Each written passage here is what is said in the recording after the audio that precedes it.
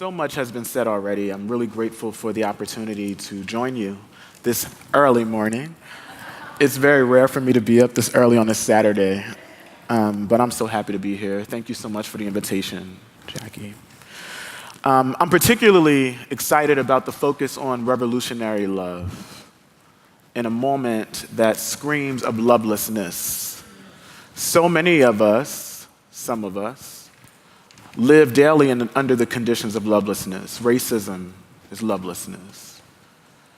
Antagonism towards our LGBTQI sisters and brothers is lovelessness. Poverty is lovelessness. Sexism, misogyny is lovelessness. The inability to make space for our disabled sisters and brothers is lovelessness. So I'm happy to be here to think about and reflect on love. I did have something prepared, but I decided today, I sat down and just wrote some notes and wanted to try to speak from my heart. But before I speak, I want to reflect on the balcony for a second. Thank you for that.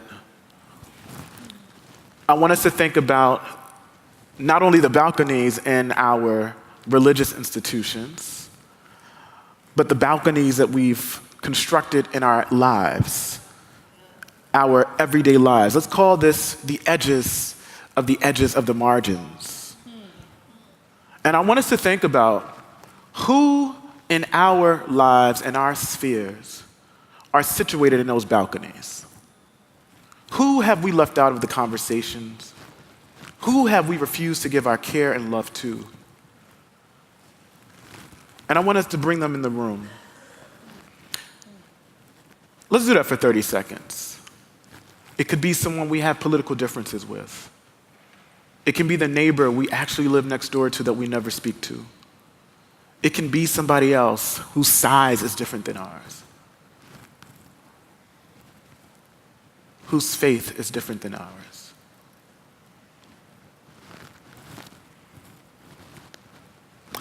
And I ask that we bring them in a room because it behooves us to do so, partially because we think events like this. I actually used to get really tired of coming to the choir events. Makes us feel good sometimes to know that we got up in the morning, to know that I got up and got dressed to come here to talk to y'all with my tie on, to give you good language, to use words that we might share in common, to feel good about my progressivism. And after having performed all of that, still having balconies constructed in my life. After having marched, after having given a good sermon, after having talked and waxed poetic, after having had my fist up in the air. There were people, bodies, on the edges of the margins I had still yet to come into community with. And that's why I'm glad we're talking about love. Because I define love as that force that removes the expanse, the space that exists between us and the other. It gets rid of it. And I wish I could sort of model this. Who's in the back? Who's furthest in the back? Wave your hand for me. Yes. Meet me here in the middle, please. Walk towards me. We don't know each other, do we? But love, really, as a force, is the energy that removes the expanse. It allows us to get over the barriers. And even though we don't know each other, love has the potential to bring us together, doesn't it? Can I have a hug?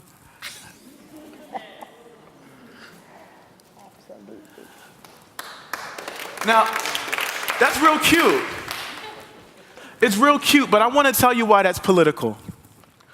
Because I'm really not interested in cheap love, hallmarkish love, the type of love that sort of neoliberalism engenders, the kind we place on cards, the kind we give each other on February 14th, the type of love that says, yes, I love you, but I'm not going to do anything to change my way of life, to change institutional practices, to get rid of some things that bring me comfort such that you can live your life better. Love, real radical love, also requires justice.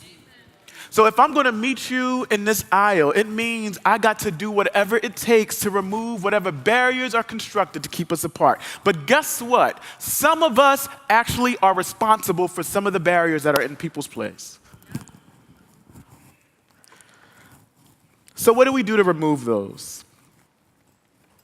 I'll tell you once I can get to my notes.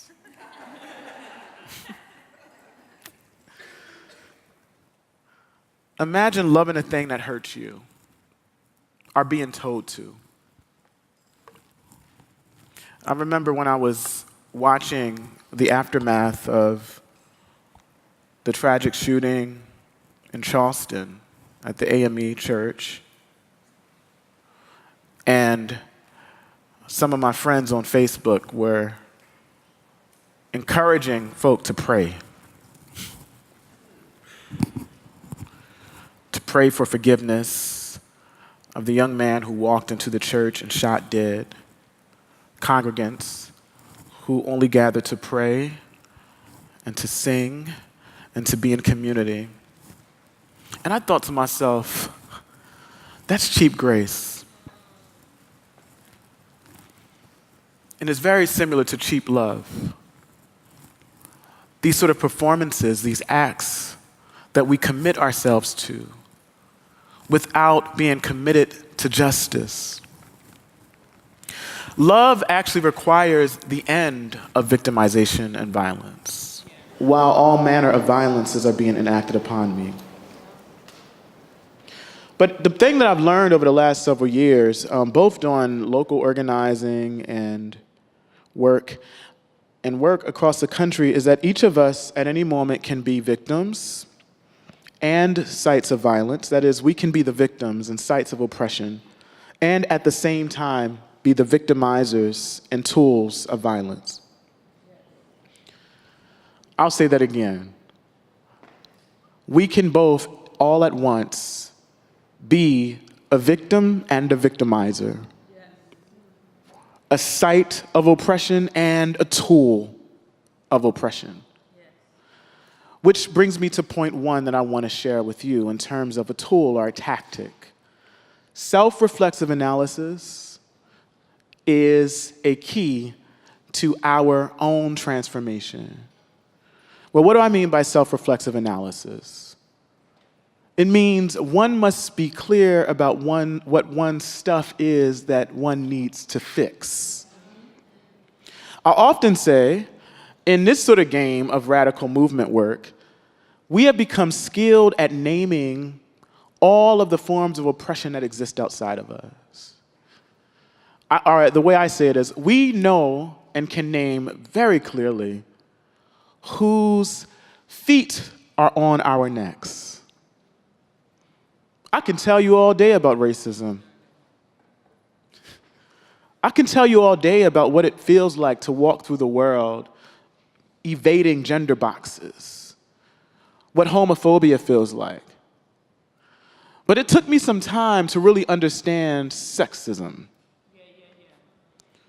It took me some time to really understand trans misogyny. It took me some time to really get into and understand what it means to live in a capitalist society that allows some of us to have and others to have not. In other words, the call, or at least the end goal of self-reflexive analysis should be this. It allows you to analyze whose necks your feet are on. And that's not fancy, fun work. So when I come to events like this, don't talk to me about what everybody else is doing. Talk to me about how you might be implicated in any of the things we're talking about. Because that is what real love, revolutionary, radical love, asks of us to do. But you know what's funny? I don't get a lot of claps on that when I tell people that.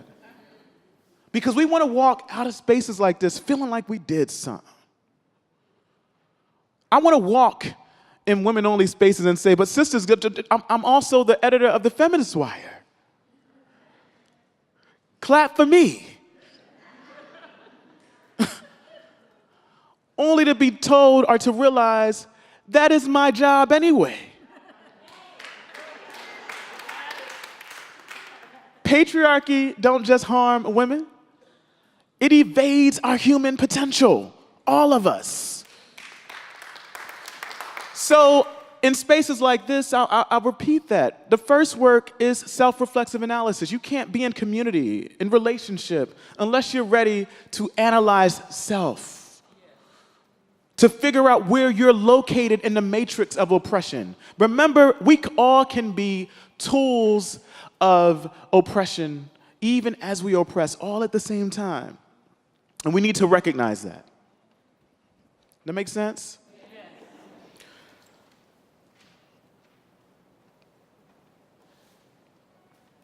The second thing, and I like to talk about self-reflexive analysis before I actually talk about self-transformation, because one cannot renew one's mind, to use that language, or one's practices unless one knows what needs to be renewed.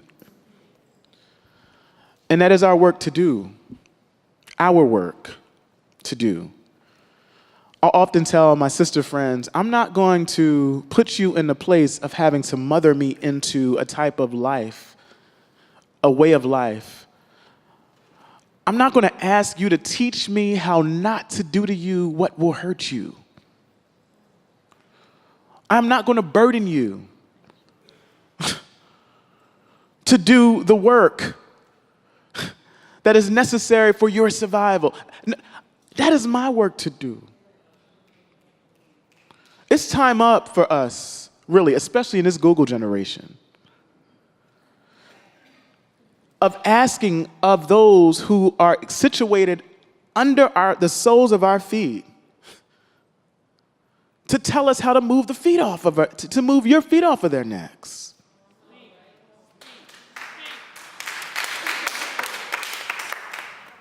I'm tired of telling straight allies, I like that word, how to show up. I'm tired of telling white folk how to be better accomplices in the struggle. I'm tired, actually, of coming into spaces like this. God knows I've been in so many conferences, demanding of us not just to talk a thing, but to be the thing that we're talking about when we leave these doors. How dare us? And I'm talking to myself, too, here. Yeah? But this is, to me, what it means to be in radically loving relationships with folk. What will it take to transform a self? So that we're not just talking about intersectionality, but you're actually locating the I in the intersection.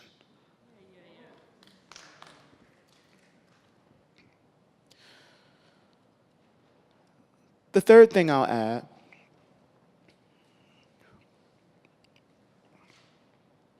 is this point about reciprocal solidarity. And I don't just talk about solidarities, but I talk about reciprocal solidarities. If you want me to march in your parade, in your march, you should march in mine. That's the way I think about it. Let's show up for each other and be prepared to fight for each other in reciprocal ways. Actually, this is a term that a brother friend of mine, Saeed Ashton, Palestinian Quaker professor, and I have been ruminating on what it might look like for what Palestinian and Black liberation struggle might look like together. And we realized that reciprocal solidarity requires some dirty work. For us, it meant that we needed to untangle the type of anti-Blackness that might be present among some of our Arab brothers and sisters. And for him, it meant that some of us in the Black community might have to think about our Arab resentment, our antagonism towards those of us, especially in some of the communities we live in. And it meant that we had to wrestle, really, and to be honest, and to be clear in order to really show up for one another. The fourth thing is what it means to reshape our world. And, I got to give this story. I was on my way to a protest in Union Square, I think, once. And I can't remember the person on behalf, whose behalf we were protesting on, because how many people have died and been killed by the state between then and now. But on my way to the protest, I'm ready. I was ready. I had my T-shirt. It might have been Troy Davis. Had a T-shirt on. I'm ready to go out here and put my fist up in the air. And I remember walking by, and I got on the A train because I live in Bed-Stuy. And I said, I can't believe I just walked by about 4 people and didn't speak to them. It sounds really simple. But I stopped and said, how radical is that of me to be on my way to this protest where I'm going to go and put my fist up in the air and never stop to speak to the neighbors, my black neighbors that I walked by to get to the protest? How radical is it of me that I got to the protest and never turned to the person next to me and said, what's your name and who are your people? How radical of me to have left that protest. I remember once I was at one of the protests for economic parity or something, and walked by a black woman working, handing out flyers to those of us on our way to the protest, and never stopped to say hi. Never stopped to say, did you take lunch today? Can I actually take those flyers for you and pass them out? This is the real type of work, the real type of radical love that I think our moment is asking of us. In other words, if we cannot, in the micro spaces of our lives, live out the things we preach, the politics we espouse, then there is no radicality present.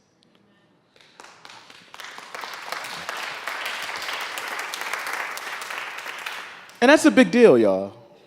Particularly in this moment where optics are so important. It's important when we sort of judge a person's radicalness, their progressiveness, based on sort of things that they say, the performances we do.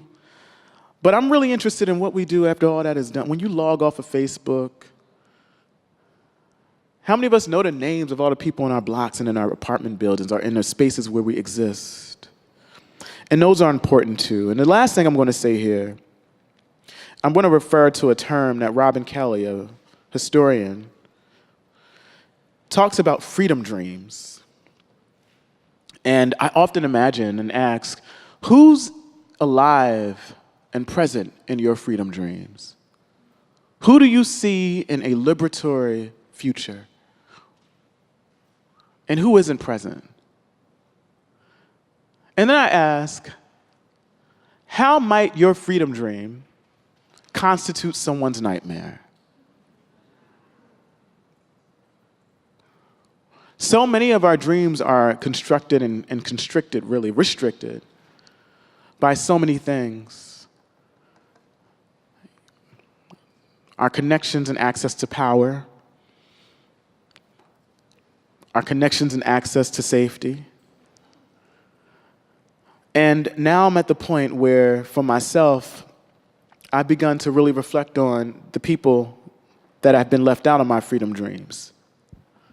The people on the balcony, those folk who exist on the edges of the margins, like our trans sisters, who are being slain in very high numbers, but yet the feet hitting the ground doesn't seem to match up to those that do when black cisgender men are unfortunately slain. I'm asking the question, why?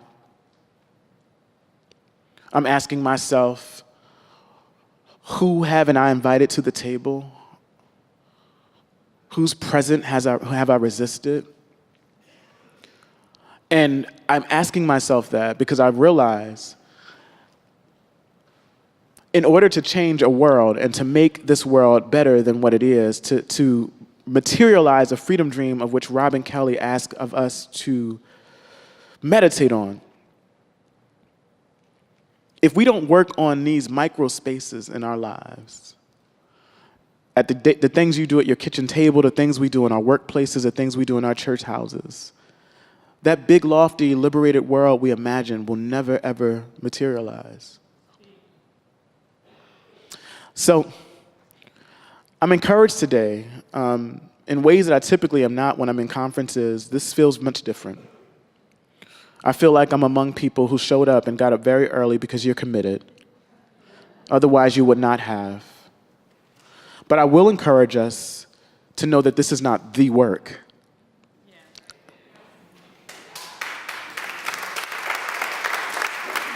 It's part of it. It's part of it. But the real work is going to be what happens when we leave these doors and what we do when we encounter the other when we leave the doors. And hopefully we'll have that embrace.